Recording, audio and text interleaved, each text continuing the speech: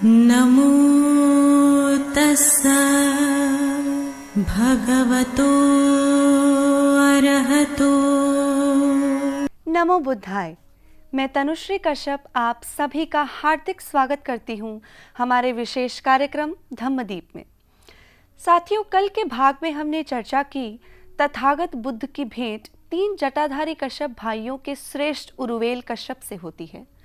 इस श्रृंखला को आगे बढ़ाते हुए आज हम चर्चा करेंगे बाद की घटनाओं के बारे में, जिसमें आगे चलकर तीनों जटाधारी कश्यप भाई अपने 1000 शिष्यों के साथ त्रिरत्न की शरण लेते हैं।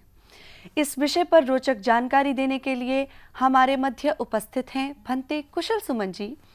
आपने बुद्ध दर्शन में उच्च शिक्षा प्राप्त की है तथा आप अनेक सम्मानों से अलंकृत होने के साथ साथ अनेक मंचों से बुद्धिज्म पर अपने विचार रख चुके हैं।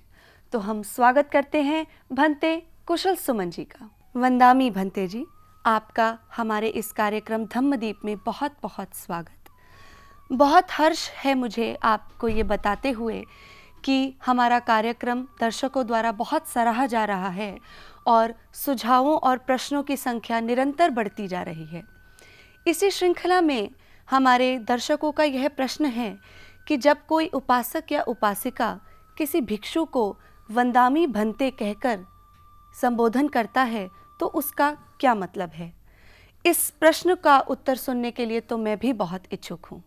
नमो तस्स भगवतो अरहतो सम्मा सम्बुद्धस्स। नमो तस्स भगवतो अरहतो सम्मा सम्बुद्धस्स। नमो तस्स भगवतो अरहतो सम्मा सम्बुद्धस्स। सर्वप्रथम मेरे आचार्य श्री के पुण्य चरणों को कोटि कोटि नमन। फिर मेरे उपाध्याय भंते के पुण्य चरणों को कोटि कोटि नमन। धन्यवाद आपका तनुश्री जी। जब कोई उपासक उपासिका अगर एक भिक्षु को वंदामी करके संबोधित करे या संबोधन करे तो उसका अर्थ ये होता है, मैं आपकी वंदना करती हूँ या करता हूँ। एक प्रकार से मैं आपको नमस्ते करती हूँ। तो जब हम हिंदी में कहते हैं नमस्ते, उसी का ही पाली साहित्य में पर्यायवाची शब्द जो है वंदामी है। तो जब आप किसी भिक्षु से मिलें तो आप उन्हें या तो नमो बुद्धाय कह के संबोधित कर सकते हैं या नहीं तो ज़्यादा उचित ये रहेगा वंदामी। वंदामी भंते जी। बहुत ही सुंदर जानकारी भंते जी, इस जानकारी के लिए आपका बहुत बहुत धन्यवाद। अगला प्रश्न जो हमारे दर्शक जानना चाहते हैं कि अभी तक के एपिसोड में हमने त्रिरत्न की शरण की चर्चा की, तो इस बारे में आप संक्षिप्त जानकारी दें। दर्शक को जिज्ञासा है त्रिरत्न की शरण के बारे में जानकारी के लिए, तो इसका जो प्रश्न है बड़ा साधारण सा है, फिर भी मैं इसको थोड़ा विस्तार पूर्वक समझाना चाहूँगा। अगर हम समझे त्रिरत्न की शरण तो वो इस प्रकार है, कोई व्यक्ति जब बुद्ध के प्रति श्रद्धा रखता है तो वो कहता है बुद्धं शरणं गच्छामि, धम्मं शरणं गच्छामि, संघं शरणं गच्छामि। तो इसका अनुवाद इस प्रकार है, मैं बुद्ध की शरण जाता हूँ, धर्म की शरण जाता हूँ, संघ की शरण जाता हूँ। तो कोई व्यक्ति जो आम तौर पे बौद्ध परंपरा से परिचित ना हो तो उसे तो ऐसे लगता है, उसको ऐसे भ्रांति होती है, जब वो अगर इस 3 मंत्रों का उच्चारण करे बुद्धं धम्मं संघं शरणं गच्छामि, तो उसको ऐसे लगता है कि शायद उसका धर्म परिवर्तन हो रहा है। स्वाभाविक सी बात है ऐसा मानना, मगर आप लोगों को एक जानकारी जानना बहुत ज़रूरी है। हम चलते हैं 2600 वर्ष पूर्व, जहाँ पे बुद्ध का समय है। बुद्ध के समय में सिर्फ अकेले बुद्ध नहीं थे जो धर्म देशना दिया करते थे, महावीर थे। ये 2 परंपराएं, महावीर की जो जैन परंपरा है, बुद्ध की बौद्ध परंपरा है, ये आज वर्तमान समय तक जीवित हैं। और ऐसी कई परंपराएं बुद्ध के समय थी जो आज लुप्त हो गई हैं। तो हमें पाली साहित्य में उन परंपराओं का चर्चा मिलता है, उसको मैं अभी इसमें कवर नहीं करूँगा। तो कोई व्यक्ति 2500 वर्ष पहले अगर ऐसा कहता है, बुद्धम शरणम गच्छामि, धम्मम शरणम गच्छामि, संघम शरणम गच्छामि, तो इसका ये अर्थ नहीं कि उसका धर्म परिवर्तन हो रहा है, क्योंकि उस समय धर्म नाम का कोई कॉन्सेप्ट नहीं होता था। मतलब रिलीजन के रूप में धर्म को समझा नहीं जाता था। कोई व्यक्ति त्रिशरण लेता है तो उसका ये मतलब है कि उस समय जो सिखला रहे इतने महापुरुष जीवित हैं, महावीर जीवित हैं, तथागत बुद्ध जीवित हैं और ऐसी अन्य परंपराएं जीवित हैं, तो उनमें से कोई व्यक्ति जब त्रिशरण लेता है तो उससे बस ये चीज़ एस्टैब्लिश होती है कि ये व्यक्ति जो है तथागत बुद्ध के द्वारा सिखलाई परंपरा से ही बिलोंग करता है। अभी इसको गहराई में समझें। कोई व्यक्ति आज के समय में अगर हमको समझना है, इतने एपिसोड्स हमने कवर किए, तो हमने अभी तक ये समझा सिद्धार्थ गौतम एक व्यक्ति थे, ये उनका नाम था।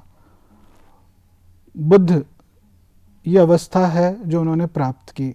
बुद्ध होता है अरहंत। तो ये अरहंत की अवस्था आप, मैं, कोई भी व्यक्ति प्राप्त कर सकता है। तो कोई व्यक्ति अगर कहे बुद्धम शरणम गच्छामि, तो इसमें कोई सिद्धार्थ गौतम की शरण नहीं जा रहा है। वे सिद्धार्थ गौतम ने जो बोधि प्राप्त की, जो हम सब में क्षमता है प्राप्त करने की, वे उस गुण की शरण जा रहा है। और धम्मम शरणम गच्छामि जब कोई कहता है, तो जो बुद्ध ने, जो अरहंत ने देशना दी हैं, शिक्षाएं दी हैं, उसके शरण जा रहा है, मतलब उसका पालन करेगा। और संघम शरणम गच्छामि, तो ऐसा व्यक्ति जो बुद्ध बन जाए और वो कहीं लोगों को अपनी शिक्षा दे, देशना दे, और उसके रास्ते पे चलकर बहुत सारे लोग अरहंत बने, मोक्ष के मार्ग को अपनाएं, तो उनकी जब एक संख्या बन जाए तो वो कहलाता है संघ। और ये हुआ अरहंतों का संघ, तो उसकी शरण लेने में क्या हर्ज है। तो इसी को ही कहा गया त्रिरत्न की शरण लेना। बहुत बहुत धन्यवाद भंते जी इस रोचक जानकारी के लिए। अब हम आज के अपने विषय पर आते हैं कि तथागत बुद्ध की भेंट 3 जटाधारी कश्यप भाइयों में श्रेष्ठ उर्वेल कश्यप से होती है, और आगे चलकर यह 3 जटाधारी भाई अपने 1000 शिष्यों के साथ त्रिरत्न की शरण लेते हैं। कृपया इस विषय के बारे में विस्तार से जानकारी दें। धन्यवाद आपका तनुश्री जी। कल के एपिसोड में हमने चर्चा की थी किस प्रकार तथागत बुद्ध जब सारनाथ से उरुवेल जाने का निर्णय लेते हैं और जाते समय बीच में एक वन में ध्यान अवस्था में लीन होते हैं, तो उस समय 30 मित्रों द्वारा उनकी भेंट होती है और वे भिक्षु बन अरहंत बन जाते हैं। फिर हमने चर्चा की थी जब तथागत उरुवेल पहुंच जाते हैं तो वहाँ पर 3 कश्यप जो विराजमान थे, उनमें से सर्वप्रथम बुजुर्ग कश्यप जिनका नाम उरुवेल कश्यप था, फिर नदी कश्यप और गया कश्यप, इस पर भी हमने चर्चा की। फिर हमने चर्चा की तथागत उरुवेल कश्यप के यहाँ पे रुकते हैं और इस संदर्भ में उनका आमना सामना एक जहरीले सर्प से होता है जिसे वे अपने काबू में कर लेते हैं। फिर इसी श्रृंखला में हमने ये भी देखा किस प्रकार 4 दिशा के महाराज देवता तथागत से मिलने आते हैं और देवराज इंद्र साथ ही ब्रह्मा सहमपति भी तथागत के दर्शन करने आते हैं। दर्शन कर कर तथागत की शिक्षा ग्रहण करते हैं। आज के इस एपिसोड में हम कल की ही कड़ी को आगे बढ़ाते चलते हैं। तो इस श्रृंखला में आगे बढ़ते हुए हम ये देखते हैं, एक घटना की बात है जब तथागत उरुवेल कश्यप के यहीं विराजमान थे। तो उरुवेल कश्यप के यहाँ जो सालाना यज्ञ पर्व आता है, इस यज्ञ पर्व के दौरान दूर दूर से अंग देश के, मगध देश के कोने कोने से लोग अपनी भेंट लेके आते हैं इस यज्ञ के दौरान भेंट स्वरूप चढ़ाने के लिए। तो उरुवेल कश्यप को ऐसे लगता है कि अगर तथागत अर्थात श्रमण गौतम अगर इस सभा में या इस समारोह में भाग लेंगे तो हो सकता है उरुवेल कश्यप की जो प्रतिभा है, उसका नाम है, थोड़ा कम हो जाए, क्योंकि श्रमण गौतम अर्थात तथागत गौतम के पास इतनी मायावी शक्तियाँ थी, इतनी सिद्धियाँ थी, जिससे वे लोगों को अपनी ओर आकर्षित कर सकते थे। तो ये जो चिंतन उरुवेल कश्यप के चित्त में चल रही थी, तथागत को समझ आ गई। तो तथागत ने उस दिन जब ये यज्ञ समारोह चल रहा था तो उसमें भाग नहीं लेते हैं, और उसके विपरीत दिशा में जिस जगह पे ये समारोह था, यज्ञ समारोह, उसके विपरीत दिशा में दूर जाकर वहाँ पर भिक्षा मांगकर भोजन करके एकांत में अपना सारा दिन वहीं पे बिता देते हैं। अगले दिन सवेरे उरुवेल कश्यप तथागत के पास आते हैं भोजन के बारे में बतलाने, और तथागत से पूछते हैं, तुम कल के यज्ञ समारोह में क्यों नहीं आए? तो तथागत उनको कहते हैं कि तुम्हारे मन की जो चिंतन थी वो मैंने सुन ली, और मुझे लगा कि मैं तुम्हारे प्रतिभा को नष्ट ना पहुंचने दूं, इसीलिए मैं कल के यज्ञ समारोह में मैंने भाग नहीं लिया। तो उस समय उरुवेल कश्यप को लगता है तथागत के पास निसंदेह किसी के चित्त को जानने की भी शक्ति है, इसके बावजूद सिर्फ और सिर्फ मैं ही अरहंत हूँ, ऐसे मानता है। फिर इसी श्रृंखला में और एक घटना होती है। एक समय की बात है, तथागत को ये जो वस्त्र है मैंने पहन रखा है, इसको हम पाली भाषा में चीवर कहते हैं। तो तथागत को किसी ने चीवर भेंट में दिया, और तथागत को ये चीवर धोने का मन किया।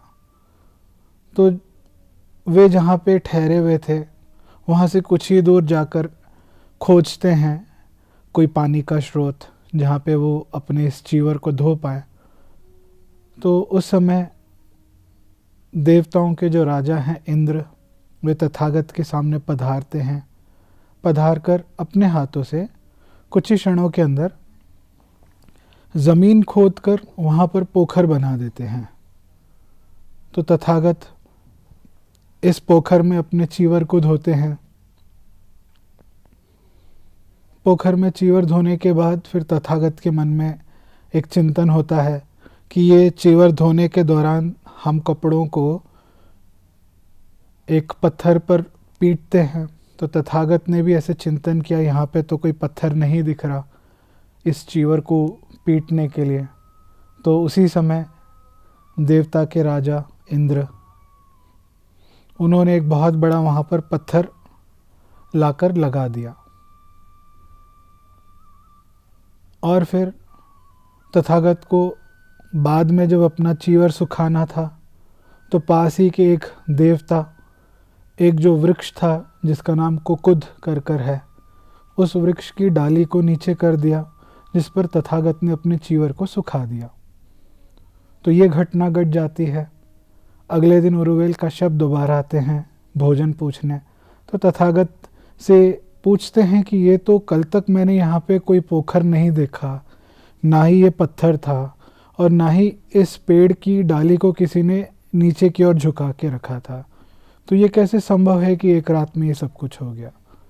तो तथागत सारी कहानी बताते हैं, ऐसे ऐसे हुआ था।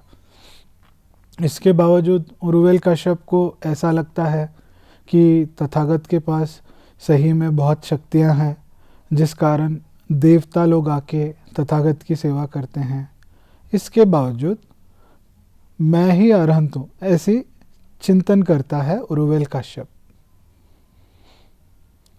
फिर इसी श्रृंखला में और एक घटना घटती है।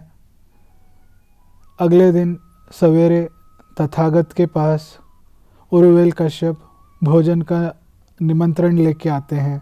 कहते हैं कि हमने आपके लिए भोजन तैयार कर दिया है, आप आ जाएं, और कह के निकल जाता है। इतनी ही देर में तथागत, जो बहुत दूर एक जामुन का वृक्ष था, कोसों दूर, वहाँ पर जाकर जामुन तोड़कर उस जगह पर आके बैठ जाते हैं जहाँ पे भोजन तैयार होना था। तो ये जो जामुन है, जामुन का वृक्ष है, इसी से ही भारत का नाम प्राचीन काल में जम्बूद्वीप पड़ा। तो उरुवेल कश्यप उस जगह पे आ जाता है जहाँ पर भोजन के लिए आमंत्रित किया गया था, और देखकर हैरान हो जाता है कि उनसे पहले तथागत कैसे पहुँच गए। तो तथागत उरुवेल कश्यप को बतलाते हैं कि मैं इस रास्ते से गया था, मैंने जामुन तोड़ा, जामुन तोड़ के मैं आ गया। तो उरुवेल कश्यप को ये विश्वास नहीं होता, और फिर प्रमाण के स्वरूप तथागत जो जामुन का फल तोड़ आए थे वो दिखलाते हैं और कहते हैं, चाहो तो तुम इस फल को चखे देख लो। इसके बावजूद उरुवेल कश्यप तथागत को कहता नहीं है, चिंतन करता है कि चाहे कितनी भी शक्ति हो तथागत के पास, कितनी भी तेज़ी से वे जा सकते हों एक कोने से दूसरे कोने, इसके बावजूद मैं ही अरहंत हूँ, ऐसा चिंतन करता है उरुवेल कश्यप। फिर इसी श्रृंखला में और एक घटना घटती है। एक समय की बात होती है, ये जो उरुवेल कश्यप हैं और इसके 500 शिष्य हैं, ये अपनी यज्ञ साधना को कंटिन्यू करने के लिए लकड़ी के टुकड़े तोड़ते हैं और उसका प्रयास करते हैं तोड़ने का, मगर किसी से भी थोड़ी भी लकड़ी नहीं तोड़ी जाती। तो वहाँ पे जो मौजूद थे ये शिष्य, ये ऐसे चिंतन करते हैं कि निसंदेह ये जो चमत्कार है श्रमण गौतम द्वारा, तथागत बुद्ध द्वारा किया जा रहा है, इसीलिए ये लकड़ी के टुकड़े नहीं तोड़ पा रहे हैं। और उस समय तथागत वहाँ पे आ जाते हैं और पूछते हैं, और ये वार्तालाप समझने के बाद चुटकियों में 500 लकड़ी के टुकड़े उनके सामने प्रकट कर देते हैं। इसके बावजूद उरुवेल कश्यप हमेशा की भांति ऐसे ही मानता है कि चाहे कितनी भी शक्तियाँ हों श्रमण गौतम के पास, तथागत के पास, फिर भी मैं ही अरहंत हूँ। इसी श्रृंखला में और एक घटना होती है। जाड़े का मौसम था, थरथराती ठंडी थी, और पहले के रीत रिवाजों के अनुसार जो ये 500 कश्यप शिष्य थे, उरुवेल कश्यप शिष्य थे, ये नदी में डुबकी लगाते हैं, ठंडे पानी में डुबकी लगाते हैं, फिर ऊपर आते हैं, डुबकी लगाते हैं, फिर ऊपर आते हैं, ऐसा निरंतर करते रहते हैं। तो तथागत ने अपनी शक्तियों के द्वारा 500 अंगीठियाँ इनके आसपास खड़ी कर दी अपनी शक्तियों से। वे इस अंगीठी के माध्यम से अपने शरीर को इस कड़कड़ाती सर्दी से बचा पा रहे थे। इसके बावजूद उरुवेल कश्यप को लगता है कि सिर्फ वे अकेला ही अरहंत है। फिर इसी श्रृंखला में एक आखिरी घटना घटती है। वो ये होती है कि बिन मौसम बादल फटने के कारण सैलाब आ जाता है। तो जहाँ पे ये उरुवेल कश्यप और उसके 500 शिष्य थे, उनके रहने की जो कुटियाएँ थी वो इस सैलाब में बह जाती हैं। पानी ज़मीन से कहीं मीटर ऊपर तक भर जाता है।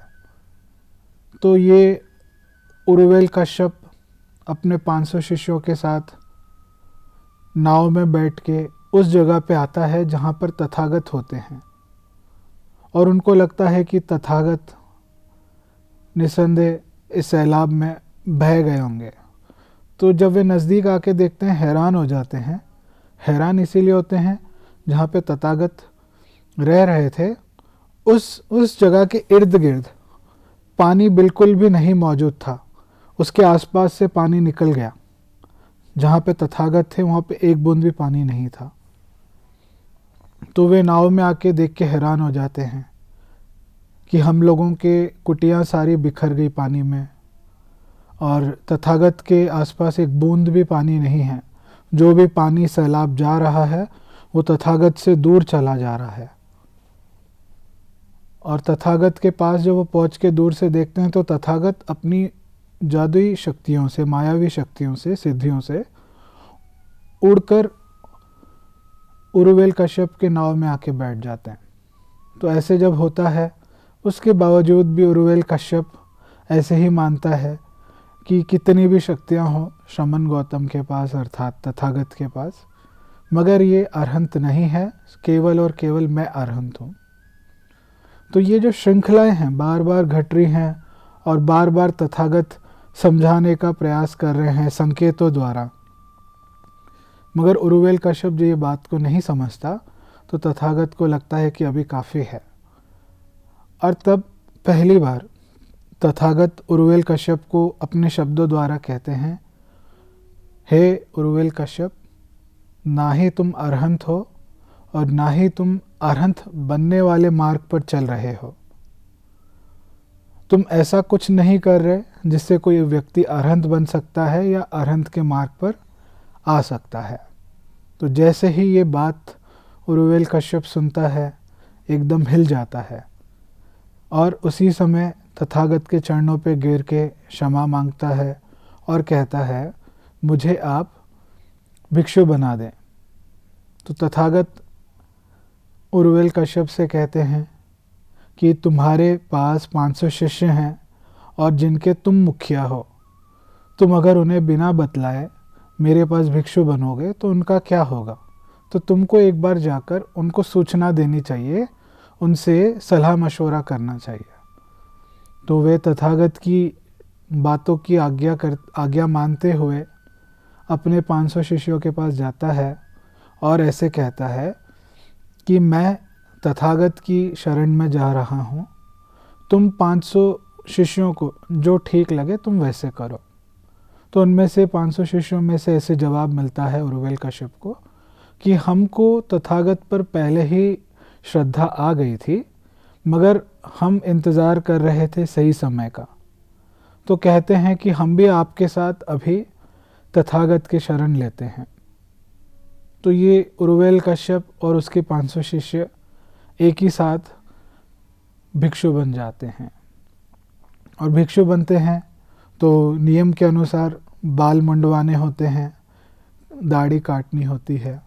तो जब ये बाल मुंडवा देते हैं, दाढ़ी काट देते हैं और बगल से जो बह रही निरंजरा नदी है उसमें अपने केशों को बहा देते हैं, और जो यज्ञ की जो सामग्री है, कुंड है हवन करने का, वो भी साथ ही उस नदी में बहा देते हैं।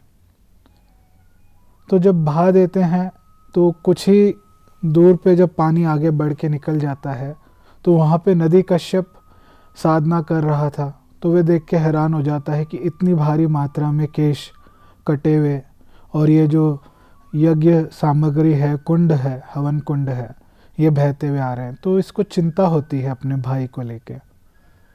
नदी कश्यप को उरुवेल कश्यप की चिंता होती है। तो नदी कश्यप क्या करता है, उसी समय अपने 300 शिष्यों को लेके उस जगह पे चले जाता है जहाँ पे उरुवेल कश्यप होता है।